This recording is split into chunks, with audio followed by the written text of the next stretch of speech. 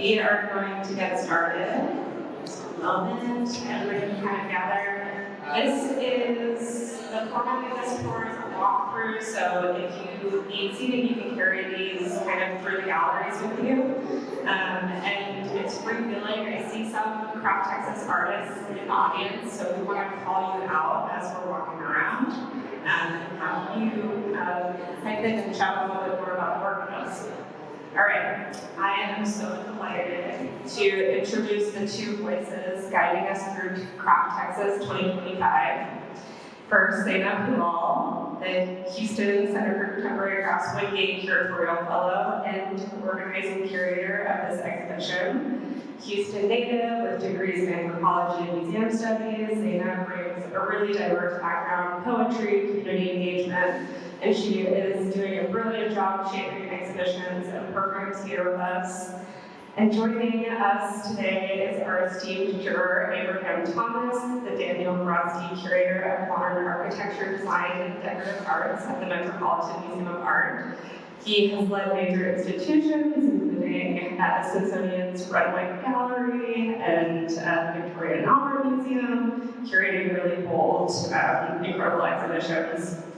So together, they both bring local and global vision to this year's triennial. And please join me in welcoming Zaynab and Abraham.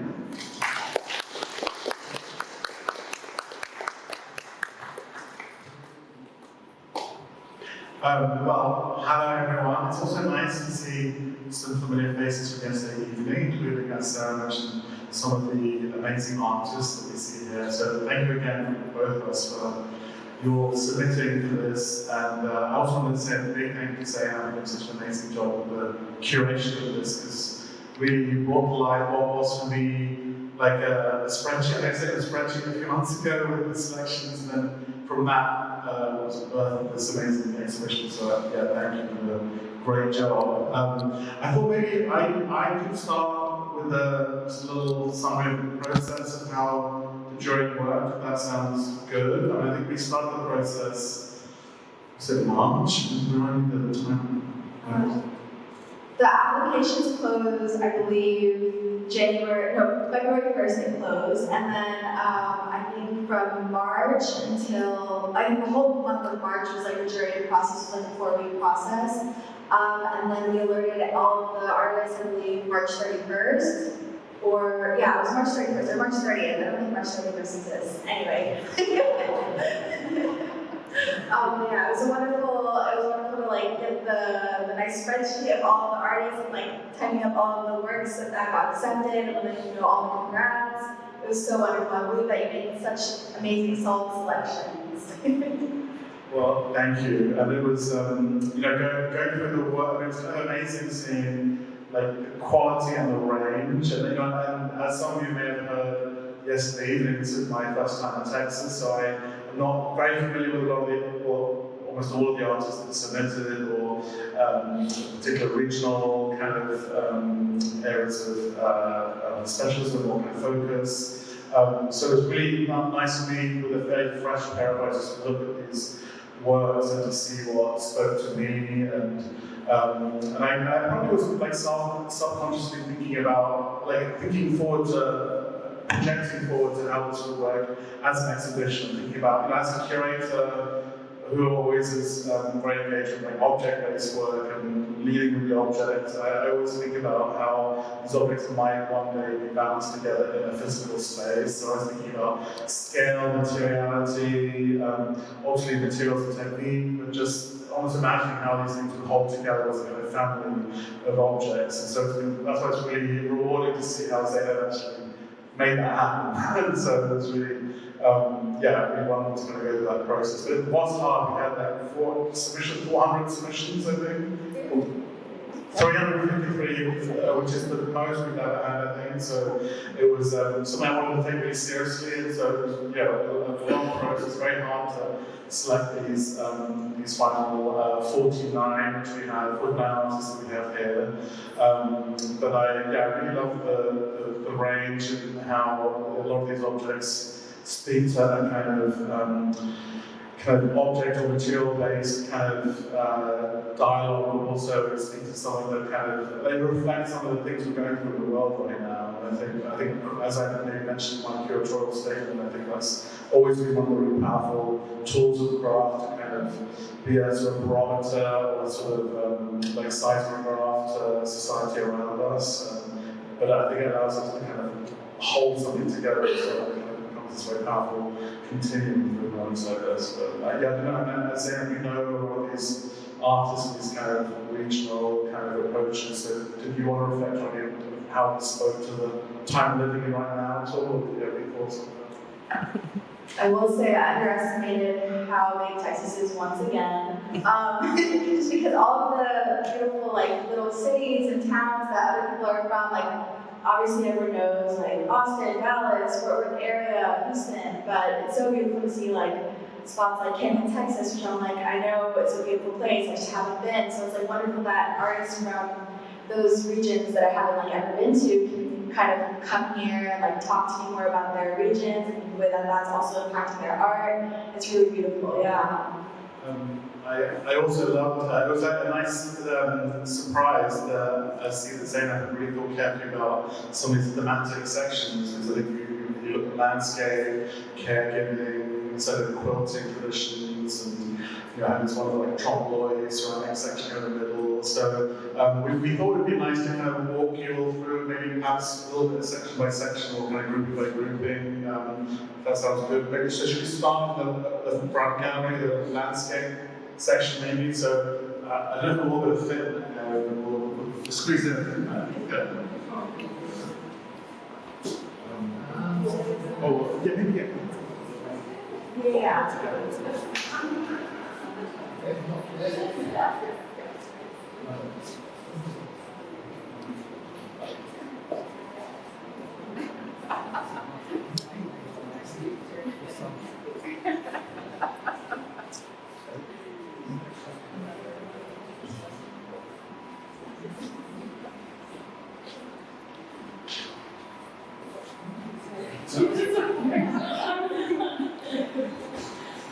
So Sarah actually really helped me figure out that the best way to kind of start the front gallery and like in general the CraftTexas 2025 exhibit is like starting with what people know best. So with this, we're thinking about like landscapes, whether that's like the Texas landscapes or just general landscapes.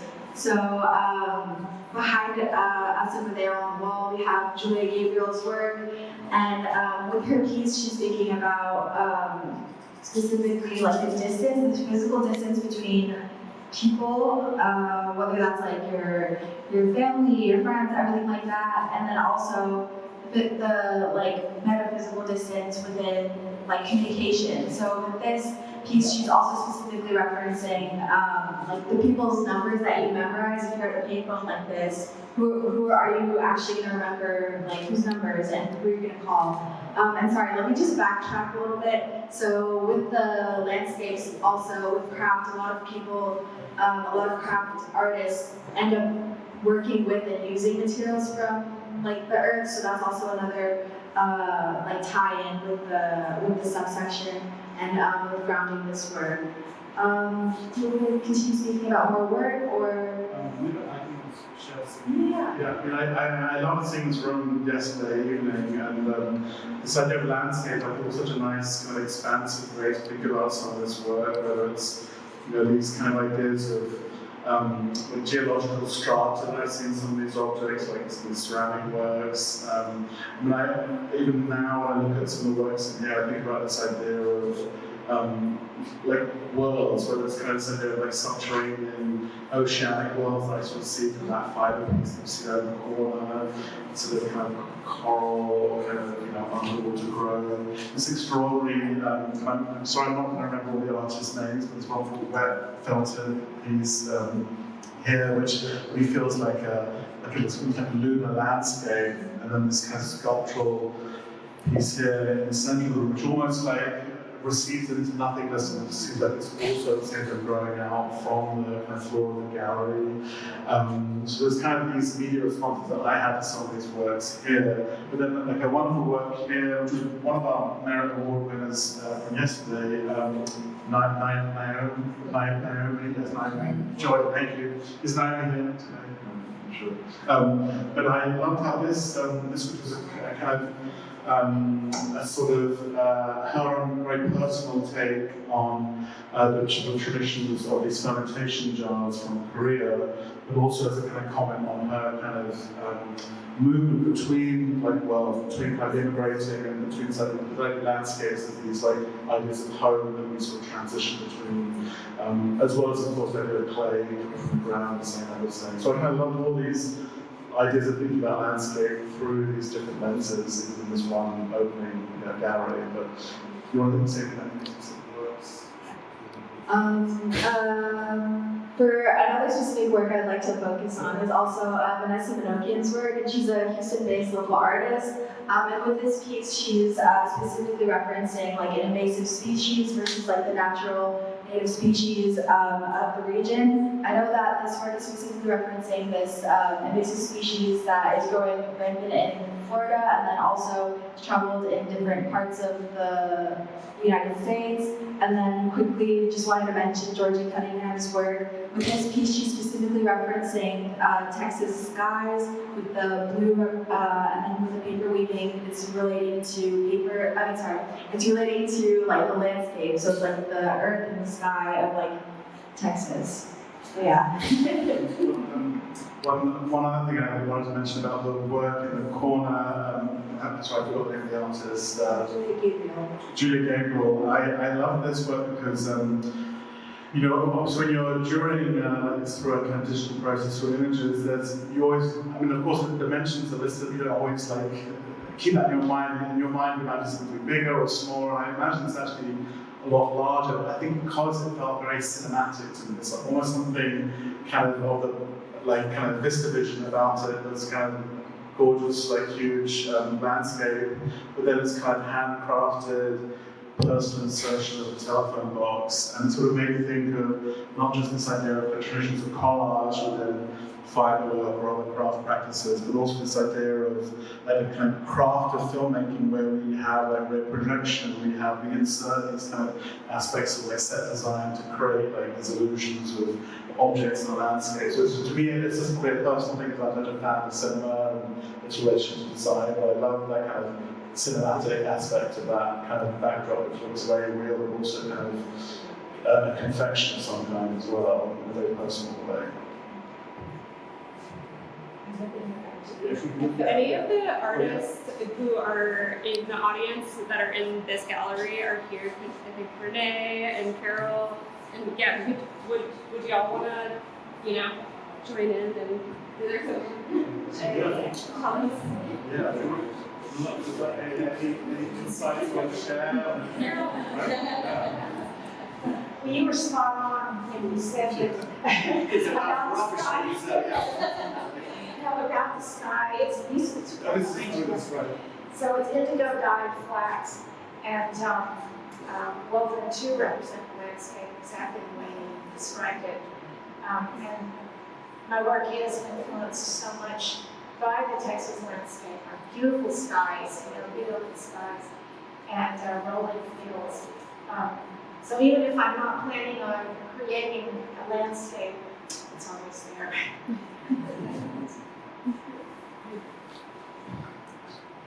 Hi, my name is Renee Garza. This is my lucid shadow work on the ground.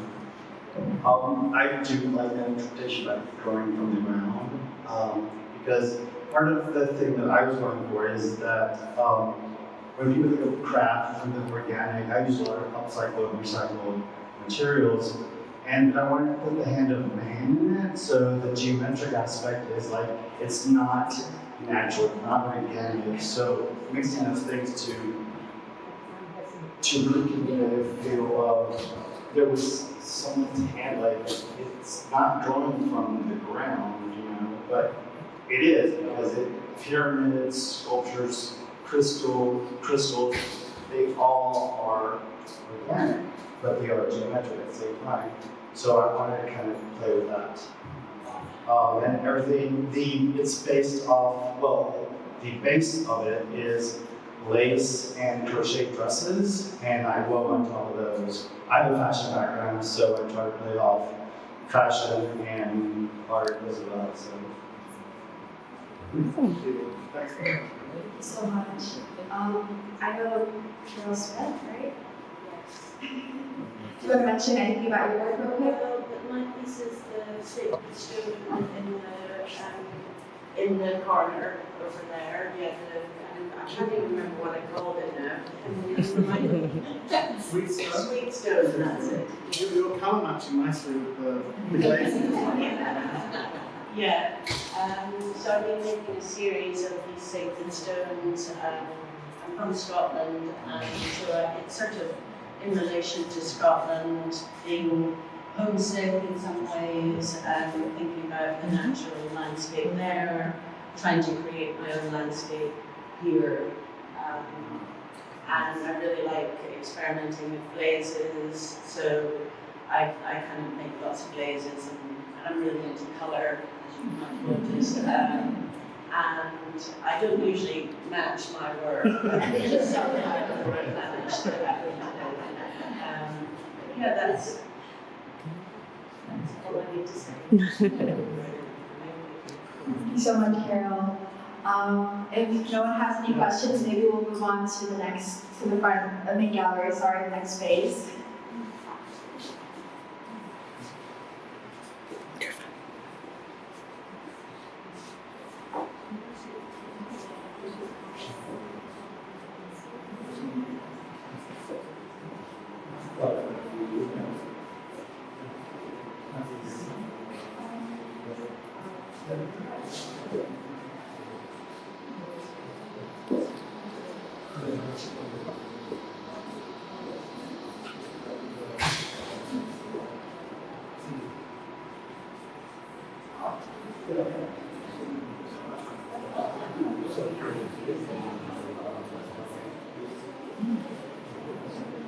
So we're going to talk about the next subsection, caregiving. This was a theme that I noticed with a lot of work with this CraftTexas 2025 iteration, whether that's caring for yourself, a loved one, or like the greater community as well. It's really important, especially now. I feel like it's a very tumultuous time for a lot of people. So it's beautiful that all of these artists are like thinking through that and kind of making works in response to that. I'm going to start off with Madison Cassandra's work right here on mom guilt.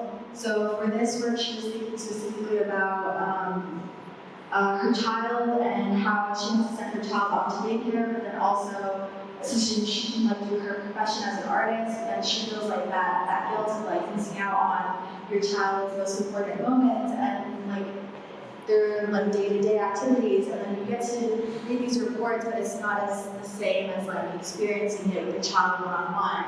And I'm gonna step back and just say like with caregiving also, it's a lot of like intergenerational experiences that like crosses over with craft. So craft is also really important in like the sense that a lot of people carry on these traditions and practice it with one another.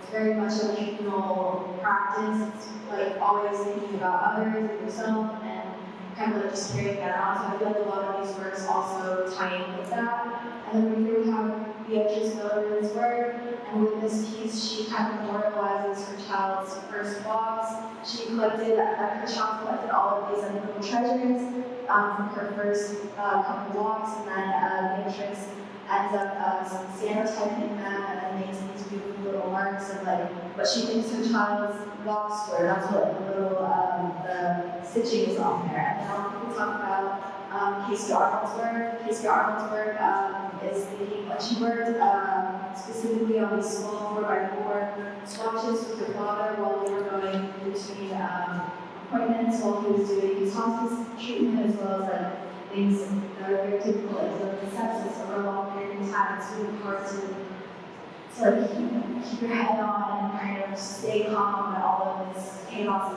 goes slow or goes fast. It's like always happening. So it's like one practice that she could just kind of keep your head on the wall, talking and chatting with your dad. So it's a really beautiful piece, and the piece for her swatches, she ends up making them into a larger piece, and with that, she's thinking about memorializing and also kind of expanding the importance of these small mundane moments, but like rooted in care. So it's really beautiful. It's like a very, very important piece I'm personally really attached to as well, from my background. And then another artist that I was going to mention was Alison Price's piece.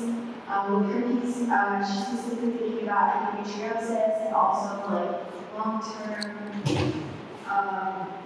physical disabilities and like illnesses, especially endometriosis being obviously a lifelong problem.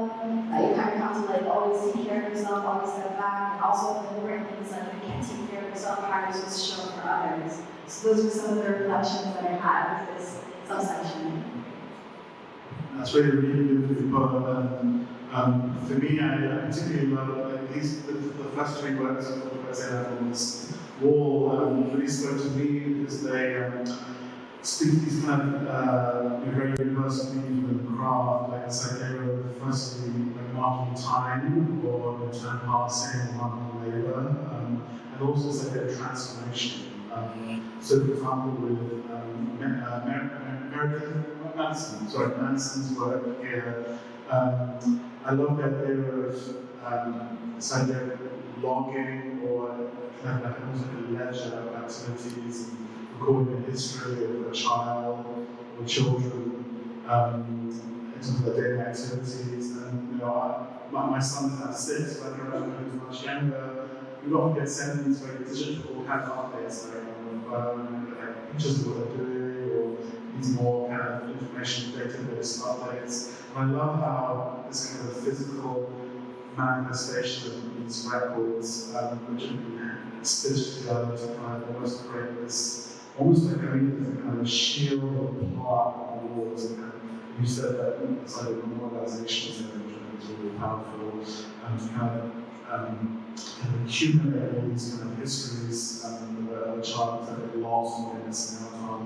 And similarly, marking time or kind of like literally passages that the child would walk and kind of tracking the objects and reflecting on that and walk with the piece in the middle by Beatrice, thank you, which I thought was so powerful, especially using kind of very 19th century like silent time. Was kind of combined with like the personal experience of the walk. And then finally, the third artist, Casey, thank you.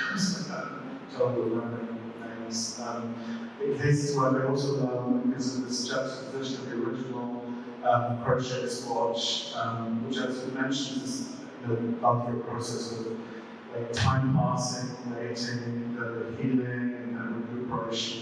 But then it was so powerful to see that swatch scaled up and become something quite delicate, becoming something quite bold, sculptural, almost like muscular, and it almost reads to me as a piece of kind of like armor plating, and kind of more like a piece of architectural facade. So I love again sort of transformation of kind of material through that scaling up and becoming something very, very different in that kind of process. If any of the artists are here, would you guys like to take a second and maybe talk or expand on that if you'd like? Give you guys a second. No pressure. Thank you so much, Casey, to the crowd. She said, I appreciate your sense of approval. I appreciate you. Casey, you're the one with the swatch, that's your, yeah, I love that was also in designing motherhood shows, which I think I saw an earlier version of that show, one version here, but I love that piece has another kind of role with the comics at the centre, and so one of these sort of things Michelle's show and sitting here as part of the CraftTexas. Great. And if anyone wasn't here who saw the Designing Motherhood exhibition, Casey Arnold's work was specifically talking about miscarriages and specifically how 1 in 4 women do experience miscarriages. So she made these very beautiful small crocheted cardigans were like kind of representing how one of the women do experience insecurities with like each of the crochet pieces kind of going from strong knit to like weaker, thinner knits. So just TLDR. If there are no questions, we might move on to the last piece, quilting.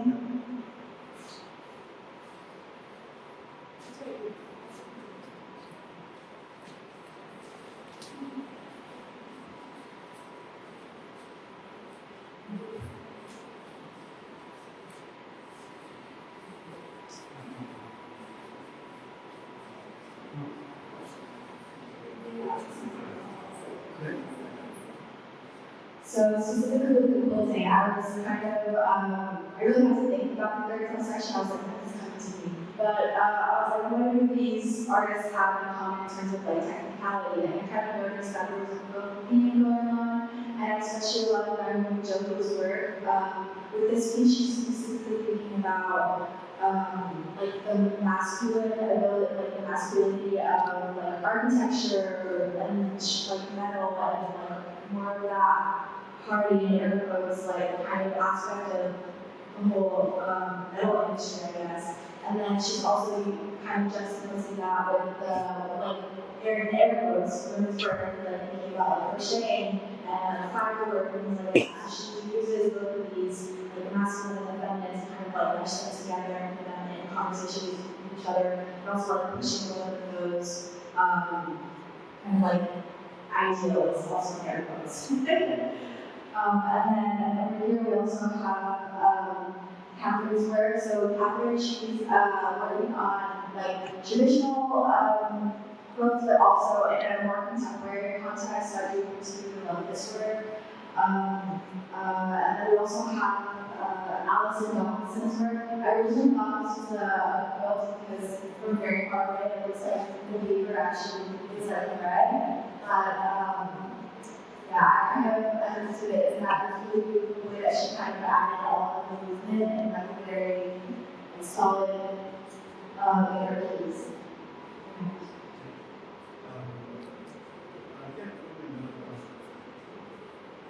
And then I'm also going to talk about Taylor's work.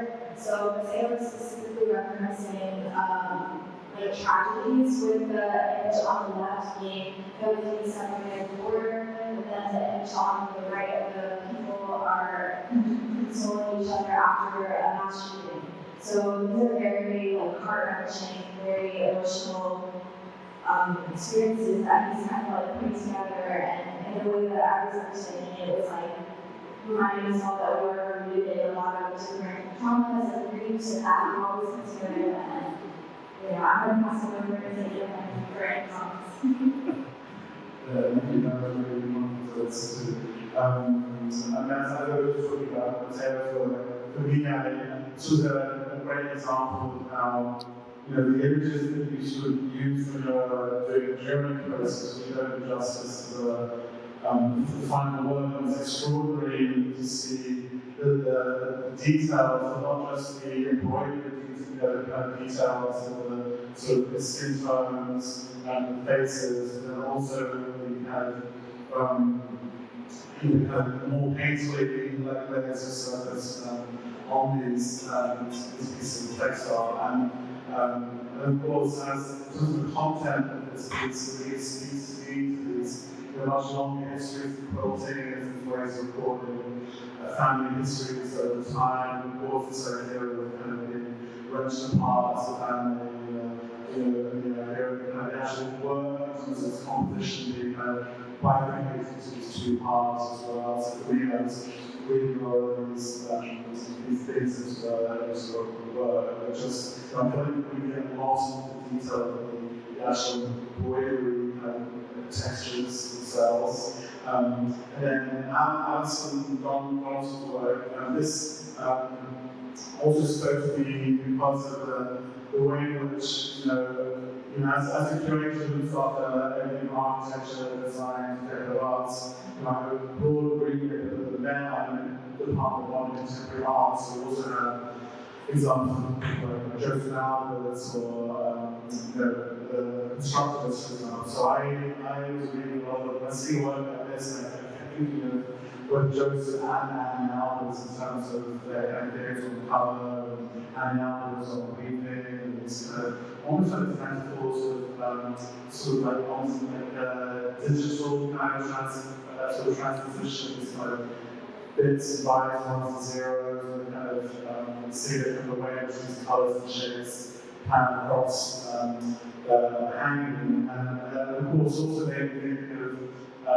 early traditions of weaving with like going way back to Jack Harlow, when we touch cards we used to kind of almost program the sort of weaving of those textiles, and of course we're going to prototype later on in computers. So all that was to be going on this control work. And finally, Naomi is what it's here. I think that's what Naomi, not a miracle we heard from yesterday. I also, Zaynab already put it very usefully, but I love how this presents this kind of tension between this sort of, these sheets of metal which themselves seem to be almost transforming through kind of surface patination and surface change, but then combined with these beautifully delicate pieces of sort of stitching between the plates, which again, as Zaynab said, express this idea of labour, precision, time.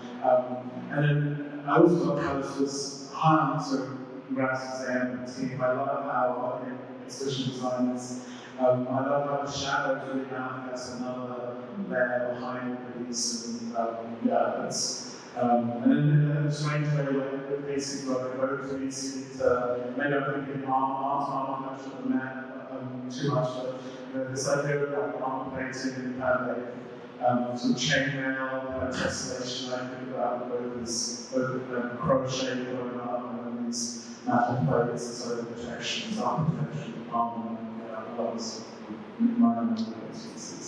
But yeah, I don't maybe see any of the other artists like to share reports on their work.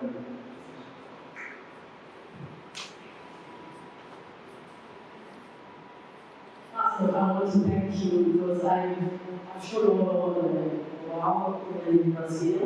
Every time I'm given them instructions, this is how I want to share my work. And you're the first person today. Thank you so much.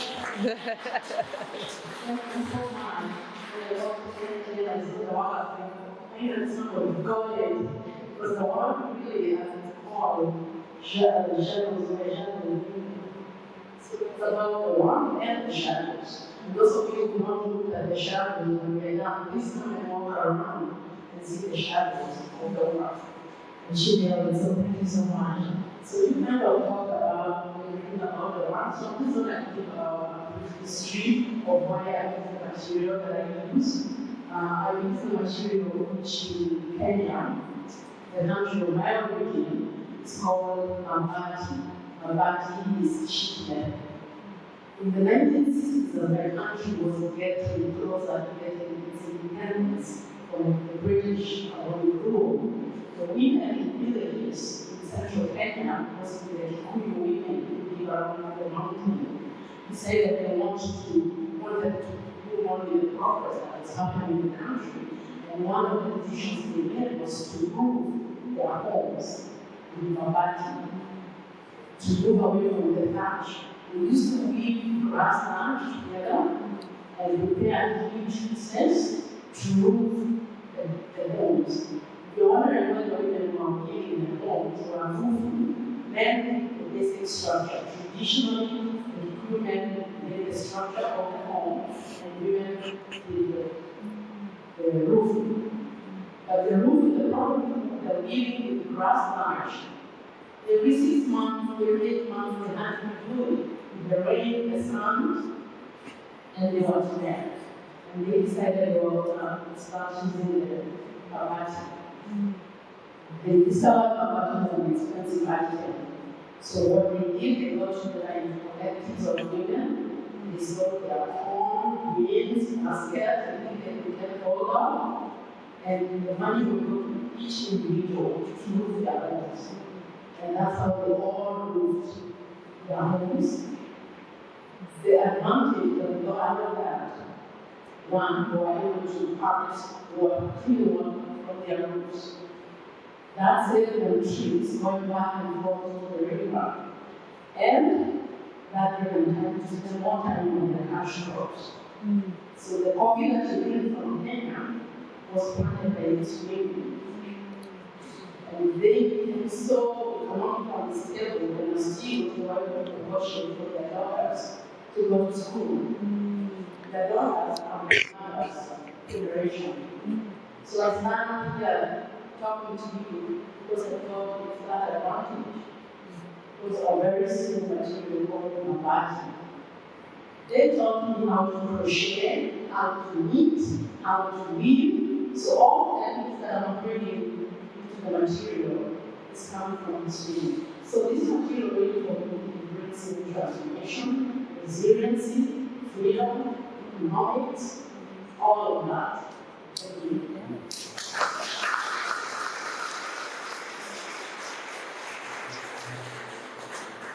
Are any other artists here for all the CraftTexas that would like to take a second to read to look on their art? Okay. I think that's a wrap for the Juror walkthrough for CraftTexas 2025. We really appreciate you all for joining us today. The event is not over. We are having a meet and greet and happy hour, so we're asking people on furniture into this space, but please continue to talk to Abraham and Zaynab and his brothers outside, and then continue to chat and connect.